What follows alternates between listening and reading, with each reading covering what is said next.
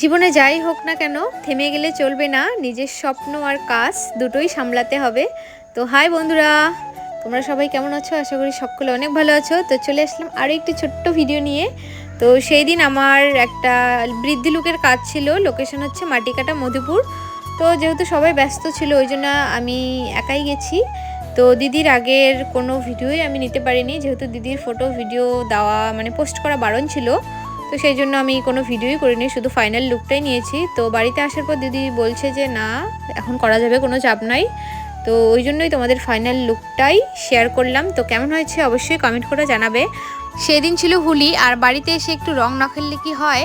তো বাড়িতে এসে একটু সবাই মিলে রং খেলে আবার বিয়েবাড়ির উদ্দেশ্যে রওনা দিলাম। তো আমার বন্ধুর দিদির বিয়ে ছিল, সেখানেই আমার 7টা পার্টি মেকআপের কাজ ছিল। তো ফটো ভিডিও আমি ভালো করে কিচ্ছু নিতে পারিনি, শুধু একটা ফটোই তোমাদের সাথে শেয়ার করলাম। তো যাই হোক, বিয়েবাড়িতে যাওয়ার পর পার্টি মেকআপ করার পর খাওয়া দাওয়া করে একটু মনটাকে হালকা করার জন্য একটু নাচ গান সবই হইলো।